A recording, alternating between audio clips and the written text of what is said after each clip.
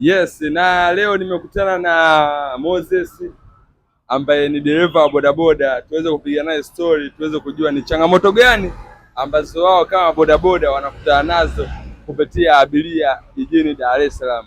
Moses, inakuaje? Fresh ndugu yangu. Kama kawaida. Kama kawa yani. Bwana, mimi na swali la kizushi. Hivi ni tabia gani nyie kama mabodaboda ambazo huwa zinawakera sana kutoka kwa abiria? Mi kitu ambacho kinanikera yani kunisogelea sana, yani sipendi sana yani. Sipendi mtu abiria anapokusogelea sana. Sipendi mtu ambaye ananisogelea sana. Kuna mtu nakuta ni mwanaume anakubambia kweli kweli yani. Inakuwa sio sawa. Takiwa ukae sehemu utulie yani. Hasa sisi ambao tunafanya boti unatakiwa ukae, kama kwa sababu tunabeba mmoja mmoja, unatakiwa ukae sehemu moja utulie, sio kubambia dereva yani. Ndio hivyo. Na kuna wale watu ambao wanasema bwana, kazi ya bodaboda hailipi. Wewe una lipi la kuambia? Kazi ya bodaboda ni kazi kama kazi zingine. Kwa upande wangu inanisaidia kwenye mahitaji mbalimbali, kusaidia familia yangu, wazazi, vitu kama hivyo. Inanisaidia kweli kweli, kuvaa, kula, kulipa kodi, vitu kama hivyo inanisaidia sana. Na kazi yako ya bodaboda una mwaka nayo kama wangapi? Mwaka wa pili yani. Mwaka wa pili. Mwaka wa pili. Na haraka labda kwa mtu ambaye hafahamu, ni kiasi gani ambacho labda kwa siku unaweza ukaingiza kazi ikiwa nzuri na labda kazi ikiwa ni mbaya? Inategemea hiyo. Lakini hamna ukifanya kazi kwa siku huwezi kukosa bei gani? Yaani hiyo ni siri yangu. Kwa upande wangu naweza nikapata, yaani inalizika na kile ambacho naweza kupata kwa upande wangu, kile ambacho Mwenyezi Mungu ambayo ameweza kunipatia. Iwe 10, 20, 30, mimi naishukuru hivyo hivyo ambavyo nimeweza kuipata yani. Hivi mtu akuuliza 2 mara 2 toa 4 unapata ngapi hapa? 0. Unapata 0. Na 0 mara 2 ni 0 tena. Na 5 mara 10. Na 5 mara 10 gawa ya 50. Unapata ngapi? 5 mara 5. 5 mara 10 gawa ya 50 unapata ngapi? 0. Unapata 0. Tabia gani ambayo huwa huipendi kwa wadada wa mjini? Naam? Ni tabia gani ambayo huwa huipendi kutoka kwa wadada wa mjini wanaojiita dada wa mjini? Kujiuza tu. Hicho kitu unakuta yani madada wengi hapa wa Dar es Salaam wana tabia hiyo. Kiingia hapo Sinza nini usiku huko, sijui kitambaa cheupe wapi kote, kama sisi ambao tunafanya hii kazi ya bodaboda unakuta ndo wengi ambao tunawasafirisha wana request, ndo wanafanya hivyo vitu, wanaenda kwenye mabaa, sehemu za starehe. Yani hicho kitu ambacho kwa upande wangu lakini sikipendi yani. Wanasemaga bodaboda huwa wanajua siri nyingi sana. Je, ni siri gani ambayo ushawahi kukaa nayo ukasema da, kweli hii kazi ya bodaboda ina mambo mengi ndani yake? Ni kitu gani ambacho ushakutana nacho mpaka ukasema da, kweli kupitia kazi ya bodaboda? Yaani kitu ambacho naweza nikasema hapo, nakutana na abiria nakwambia nipeleke sehemu, alafu anakwambia sina hela, alafu anaanza kujisearch nakuta hana kabisa yani. Changamoto kama hiyo unakabiliana nayo vipi?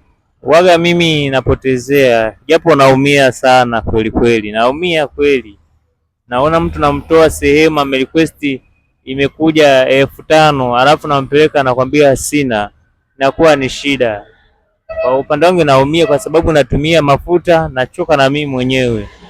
Napita katikati ya magari alafu namfikisha mtu ananiambia sina hela. Alafu nakwambia utanifanya nini? Waga hilo changamoto waga inanikera sana. Inaniumiza, sema tu ndio hivyo basi. Una namna, yani unakuta ukienda kusema eti ufanye lolote anakwambia mimi nitakuripoti, nakuta akaunti yako inafungiwa, vitu kama hivyo yani. Hivyo ushakutana na changamoto kubwa ambayo ishawahi kukuumiza kwenye maisha yako? Naam. Umeshakutana na changamoto kubwa ambayo ishakukuumiza kwenye maisha yako? Changamoto kubwa ambayo ishakukuumiza kwenye maisha yako? Kila siku. Share na sisi hata changamoto hata moja ambayo ishakukuumiza kwenye maisha yako. Yaani kitu ambacho kinaniumiza kila siku, yaani ni waga nikiwa barabarani, hakuna kitu ambacho kinaniumiza kama mtu anakuja kuchomoa funguo alafu anaondoka. Unaona? Yaani hiyo ni changamoto ambayo inaniumiza sana. Hata sio mimi tu, hata mabodaboda wengine yani. Wengi sasa hivi wanakamatiwa pikipiki zao, inatakiwa uwe na vitu vingi. Sasa wengine hawana ajira hapa Dar es Salaam. Wengine wamepata mikopo ya pikipiki ili waweze kujisaidia, wasaidie familia zao. Lakini unakuta unatoka nje kidogo, unakutana na lori wameweka kwenye kilori, kuitoa ni msara tena hapo. Yaani familia wanahitaji kula, yaani kila kitu kinahitajika, mwenye nyumba anahitaji, lakini unakuta pikipiki yako imekamatwa, imeweka huko, kuipata inakuwa ni mzozo yani. Yaani hicho ni kitu ambacho unakuta kinakera sana, ambacho ilitakiwa wao wanatuangalizia na sisi. Hakuna ajira, unakuta mtu umesoma, alafu kimfano kama mimi ni dereva yani, nina vyeti. Umeishia level gani ya shule? Wewe umesoma mpaka level gani? Kiukweli mimi nimeishia la 7, lakini nimesoma, nimeenda VETA na leseni ya udereva nayo, vyeti navyo, lakini kwa sababu unakuta unaenda naomba sehemu kwenye maofisi, nimezunguka yote nakosa kazi, nikaamua nikajiajiri kwenye hii kazi ya bodaboda, vitu kama hivyo yani. Mtu akikupa milioni 10 unaweza ukaifanyia nini? Kwa upande wangu inategemea. Cha kwanza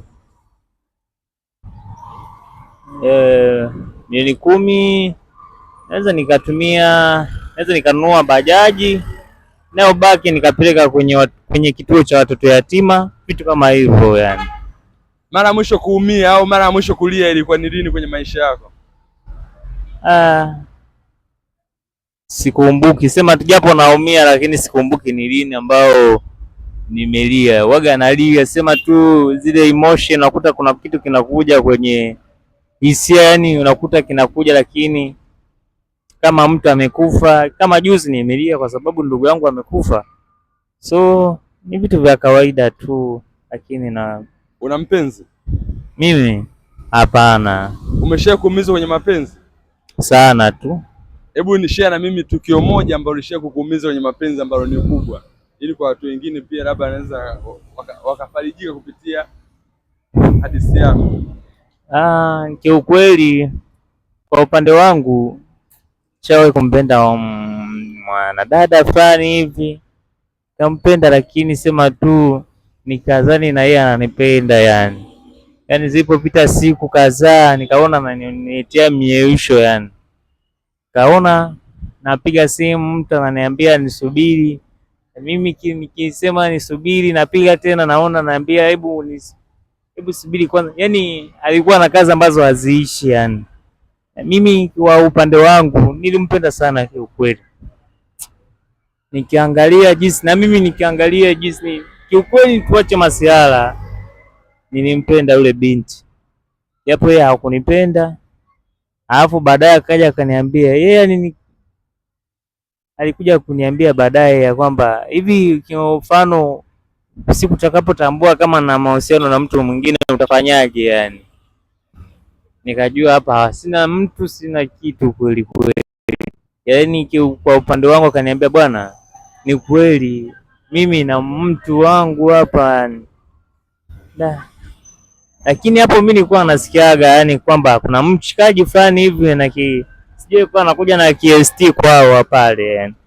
Anatoka anakuja, anamchukua, anaenda sijui kununulia vitu. Sasa ndugu yangu mimi nilikuwa sielewi, sina maisha ndugu yangu. Mimi kweli nilikuwa simuongi sana kivile, lakini sema tu ndo hivyo. Ikatokea hivyo. So kamua kunibwaga na mimi nikaona kiukweli haina haja ya kuendelea kuingiza kwenye hayo masuala ya mapenzi. Bora nitulie, nifanye kazi, mambo yaendelee, kwa sababu bado familia inanihitaji yani.